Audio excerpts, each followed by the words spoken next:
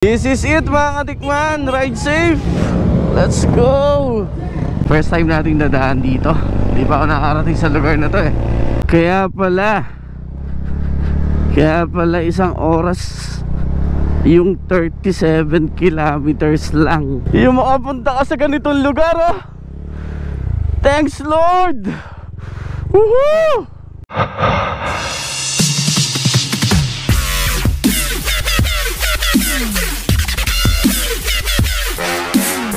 Today's today. Mag-endurance tayo. Yahoo!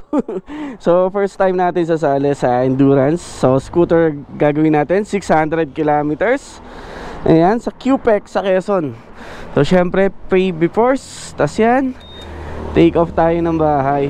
Bye bye Laura. Diyan ka muna ha. Si Lance muna isama ko. So yun, gabayan nyo po sana kami. Group of 5 po kami nakasali. So RS, enjoy lang namin ang view ng Quezon. So let's go. So yan guys, meet up namin ng mga kasama ko dito sa Villars. So yan. Yun. Yan. Yan oh. Naka big bike. So yan guys, ito yung Lake Tikub dito sa Chaong. Ayun, PRI na tayo. Take my boy. Good afternoon po. Pahinga muna. So ayan pala ang pinagmamalaki ng Chaong dito na bagong Lake Tikub. Yan no. Oh, marami na palang mga tindahan din doon sa part na yon. Yan. Punta kayo dito. So ayan guys, take off time na tayo. 3 o'clock in the morning dito sa Chaong Convention. So ride safe mga idol. Ayan o, Abraham, Miko, Jomar at Kuya Omar. Yan ang kasama natin sa ride. And the rest of everyone, ride safe po. Kita-kits sa grid finisher. Let's go. This is it mga katikman, ride safe. Let's go. God be with us. So yan guys, unang imik ko ulit sa GoPro after Chaong. So pagbilaw naman tayo guys. So naalala ko lang tong followers natin na taga Pagbilaw. Nag-message pa siya at nag-comment ride safe daw. So taga Pagbilaw daw siya. So sana gising ka. Char lang, 3:40 in the morning. So for sure tulog ka na. So shoutout sa'yo Cruz Pagbilaw. So eto pa tayo, malayo-layo pa sa first checkpoint. Meron pa tayong 3 oras at 161 kilometer. So far so good naman. Maganda pala yon. Sa unang alis natin, back agad. Alam mo yun, yung marami kayong magkakasabay. So sana ganun pa rin, safe pa rin hanggang makarating at makabalik ng Chaong. Let's go, samahan niyo ako. So ayan guys, parang papuntang Bundok Peninsula yata to. Ito yun, first time nating dadaan dito. Hindi pa ako nakarating sa lugar na to eh. So maraming banking din. Pero madaming ginagawang kalsada. So maraming bako-bako. Ingat-ingat. Yun, pumutok na ang araw mga katikman. Katanaawan Quezon na po kami. Yun, may lubak-lubak na ilan-ilan. So after 2.5 hours, Chaong to Katanawan, Quezon. First checkpoint natin dito. Yan. So yan guys, San Francisco. Yes sir. So first checkpoint sa Pierre.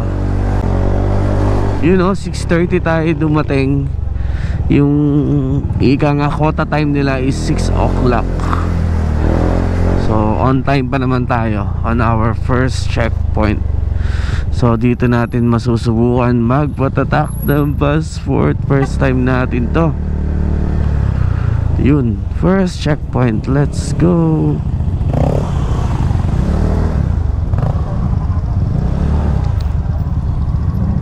Passport, passport. You know. RS po, RS. So yun, nakaharang si Lance doon.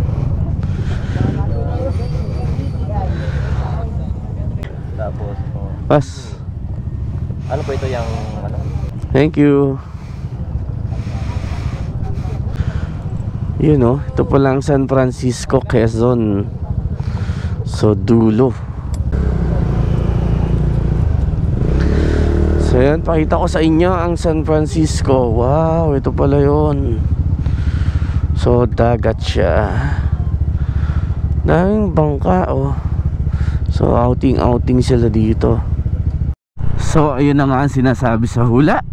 Meron nga tayong dadaan ng mga medyo lubak. Ayan. So good thing prepared naman tayo kahit anong mga mangyayari, di ba?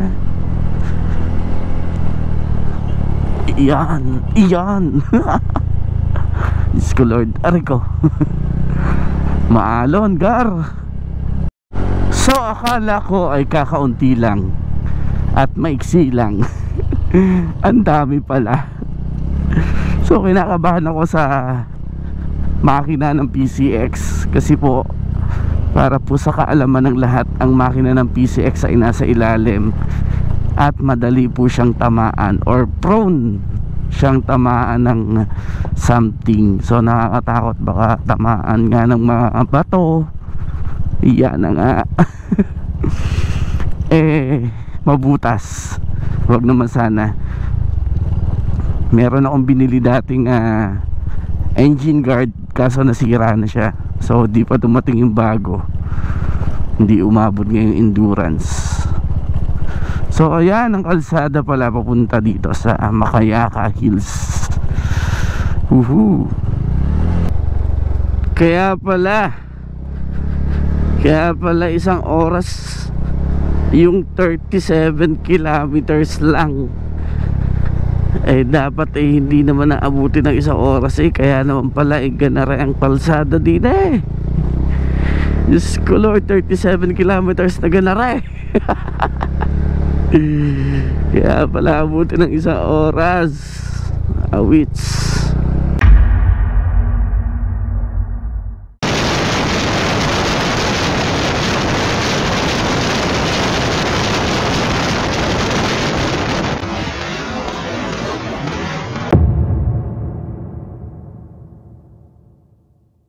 Napakaangas, bituang manok. Sheesh. Oh ha. Ngayon lang ulit natin siya nakita ng may araw. So bituang manok, may araw pa. Hindi naman finisher. Yan okay lang. Hindi tayo finisher. Hindi pinalad.